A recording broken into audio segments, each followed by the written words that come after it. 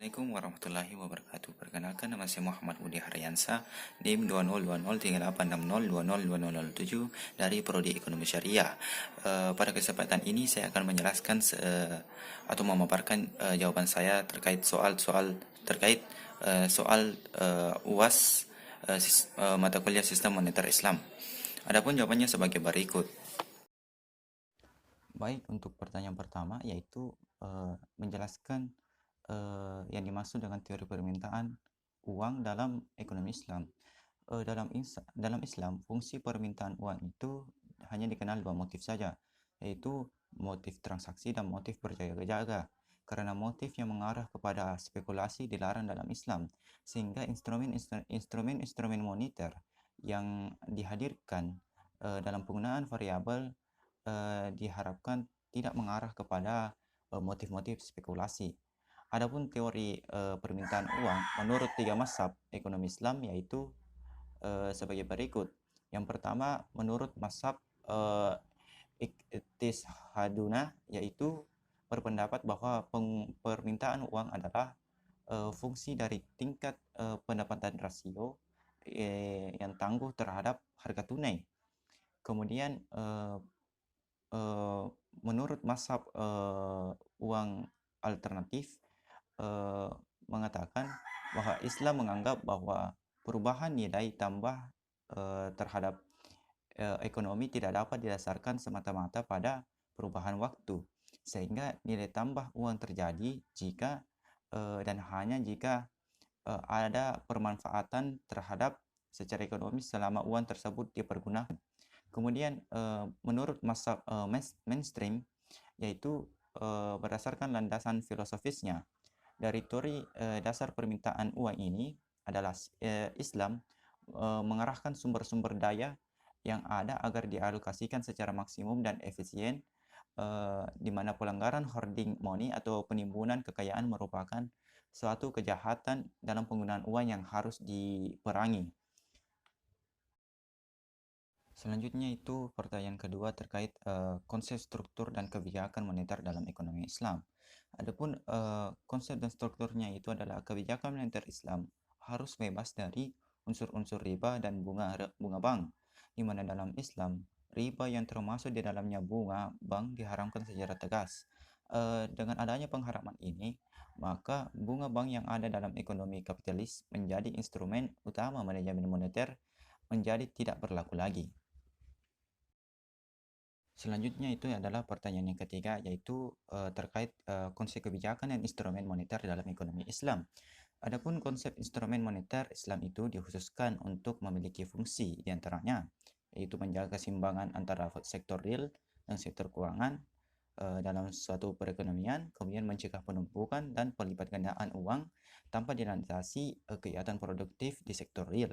Selanjutnya itu meningkatkan daya tahan perekonomian di masa krisis ekonomi dan mengoptimalkan sumber daya alam, sumber daya yang ada untuk perekonomian.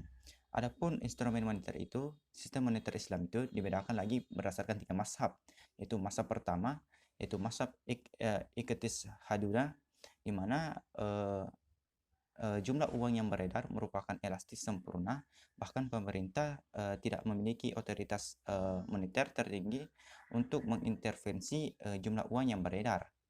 Nah, untuk mazhab yang kedua itu mazhab mainstream, di mana pemaksimalan sumber daya yang tersedia itu bisa dipergunakan untuk kegiatan perekonomian sesuai manfaatnya dengan penggunaan bagian West of Idle Fund, yaitu pengaruh besar kecilnya permintaan uang sesuai akan pengalokasian pada meningkatnya produktivitas perekonomian secara menyeluruh.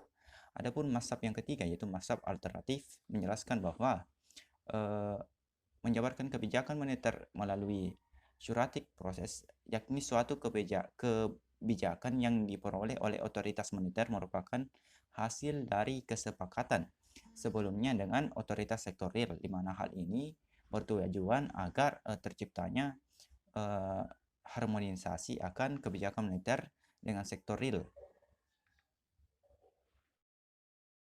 Selanjutnya yaitu pertanyaan keempat terkait menjelaskan konsep implikasi dari kebijakan moneter terhadap pembangunan.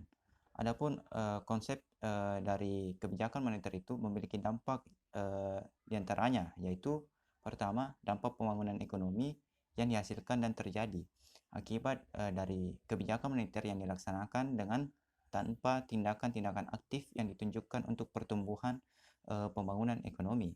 Kemudian dampak yang kedua yaitu dampak terhadap pembangunan ekonomi yang dihasilkan dan terjadi akibat dari kebijakan moneter yang dilaksanakan, di mana ditujukan untuk mengatasi fluktuasi ekonomi dan pertumbuhan serta pembangunan ekonomi menggunakan piranti-piranti kebijakan moneter.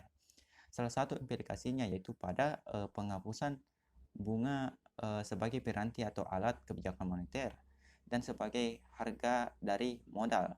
Suatu amanat yang merupakan perintah dari kebijakan ekonomi moneter, dan dari kebijakan moneter tersebut, maka keuangan di dalam ekonomi Islam adalah menghapus bunga di dalam sistem keuangan dengan melarang semua praktik perbankan yang beroperasi berdasarkan suku bunga, dan mentransformasikan semua sistem keuangan tersebut yang ada di perbankan menggunakan sistem atau berdasarkan sistem bagi hasil. Selanjutnya yaitu pertanyaan terakhir terkait menjelaskan jurnal yang telah diberikan, di mana jurnal tersebut bertujuan untuk mengkaji kerangka kerja kebijakan moneter dalam Islam, di mana metodologi yang digunakan merupakan metodologi penelitian berupa kajian pustaka. Nah, adapun hasil penelitiannya yaitu pertama, menunjukkan bahwa pelaksanaan kebijakan moneter Islam pada dasarnya itu harus selaras dengan ekonomi Islam, yaitu kesejahteraan dunia dan akhirat atau falah. Kemudian penentuan instrumen kebijakan moneter Islamnya dengan menggunakan dengan memformulasikan kebijakan moneter yang inovatif, bukan hanya berfokus pada jumlah aktivitas di sektor real saja. Kemudian pembangunan infrastruktur pendukung untuk diterapkannya kebijakan moneter Islam dengan instrumen-instrumennya yang sesuai dengan prinsip-prinsip syariah, dengan melakukan pendekatan untuk dapat menyusun peraturan perundang-undangan yang mendukung keberlangsungan kebijakan moneter Islam dan mendorong peningkatan skala industri, keuangan, dan perbankan Islam, sehingga kebijakan moneter Islam yang dibentuk akan menjadi lebih efektif.